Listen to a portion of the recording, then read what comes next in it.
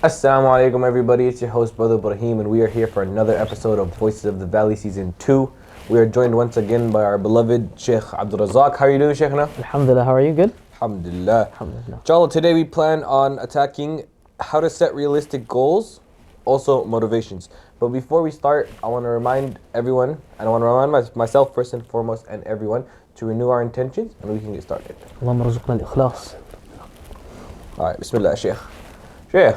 So yesterday we were talking about, I had all these Ramadan goals and everything and I said it. And I'm pretty sure I'm not the only one who had like 100,000 Ramadan goals. But all the past years, every time I've set Ramadan goals, they failed beforehand. So like, why do Ramadan goals usually fail? Shouldn't they be usually successful? Bismillah. I think that's where making small incremental goals are so important, so that you don't feel like you missed out from your Ramadan.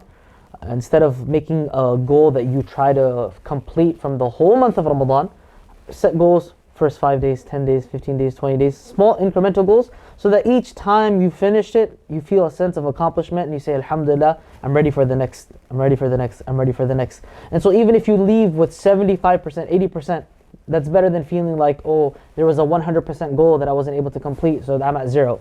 But you've already done so much. And typically what happens is that I usually see within like myself and my friend group, for example, is that Ramadan's coming in, first week we're all excited, we're all pulling up, we're all showing up. But then that first Monday hits, or like the next Monday hits, and you know, Sheikh, Mondays are just not it for anybody. And so how do we try to keep up that motivation or that excitement that we had in the beginning of Ramadan throughout the rest of Ramadan? Beautiful question, wallahi. There's a difference between motivation and discipline. A lot of people, they go into Ramadan with a sense of motivation.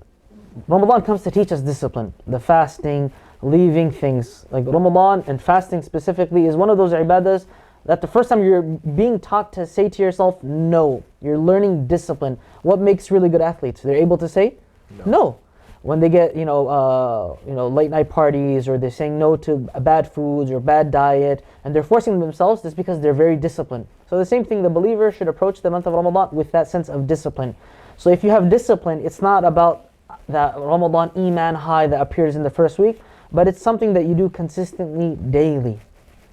So how does motivation play within your discipline?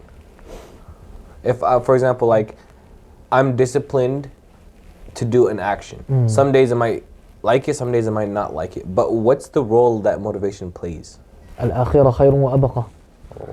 The akhirah is, you're working towards the akhirah, and even more than the akhirah, Allahu khayrun wa abqa. You're doing it for who? Allah subhanahu wa ta'ala. That's your motivation. The whole Ramadan, you're fasting, you're sacrificing, you're waking up at night time. I mean, look at the Christian neighbors and Jewish neighbors that we have in this country. They just cannot imagine how the Muslims are able for an entire month, 4 Taraweeh, 4 Qiyamul Layl, 4 Fajr, 4 Isha, with fasting, with Qur'an. They're able to keep this up. It's amazing. And even, mashallah, many people keep it up throughout the year. So the motivation is Allah Azza wa Jal and His pleasure. لِلَّذِينَ أَحْسَنُوا الْحُسْنَى وَزِيَادَةً اللهم رزقنا الزيادة يا رب. Allahumma ameen. Okay, but Sheikh, I'm gonna get real with you for a second. And I want like a real answer. Yeah, that's right. The setting for this, obviously, we have the youth, and this is mainly like for the youth. And so what are realistic goals that high schoolers, early college professionals, maybe middle schoolers, what are realistic goals that you think that we could achieve? And I understand that there's like a baseline of like, well, everybody has to figure out whatever works for them. But if we're taking on like what's a good, guideline that we can follow to set goals that are not unrealistic. A lot of the times we go and we set and people just say figure it out, every goal is personal to you, which yeah, that makes sense. But at the same time, I don't know where to start.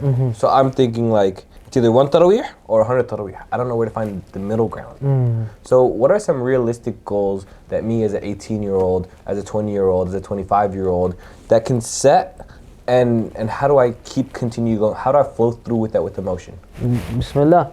I think realistic goals, especially for our youth audience, I can say, detox from social media. all of that constant information. Just detox from social media for Ramadan or for a period of time, whatever you feel comfortable with.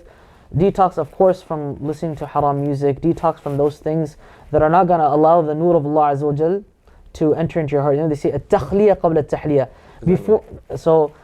Before you put on perfume, you're going to take a shower, right? Yes. You're not just going to be smelly and then put on perfume. You're going to take a shower, clean yourself up. So Ramadan, clean yourself up. So remove the bad habits. Don't watch your Netflix. Don't watch, you know, sometimes unfortunately people use the Ramadan nights to binge watch. Remove the social media, remove the bad influences, cut off the music, and then, for example, make a habit every single day of coming to the masjid for Taraweeh. Pray 20. If 20 is too hard for you, okay, pray 16. 16 is okay, pray 14, pray 12, pray 10. Every day, try to just improve in your journey with Allah subhanahu wa ta'ala and just increase slowly but surely, so that when you leave Ramadan, you're a stronger believer than when you first came in. Yeah, but don't just push yourself in it because you're going to collapse. You have to do slowly but surely. And then, just final question. Is it okay if the first day I only do two rak'at tarawih, and then the next day I do maybe 4? Is it okay if I start off at something that just seems, I don't want to call tarawih insignificant, but an amount that seems so little? Hadith of Rasulullah sallallahu alaihi wasallam, أحب الأعمال إلى الله أدومها وإن قل. The most beloved of actions to Allah are those that are consistent even if little. So if a person prays one night, mashallah, they become like Imam Shafi'i, and then khalas, the rest of the nights, Allah ya'inu. But if they're consistent, even if it's just little, they pray their 2, their 4, their 6, their 8, whatever it is, okay? Alhamdulillah, there's no 6, 7 in the Taraweeh, just 6 or 8. Then they continue to do that every single day of the month of Ramadan.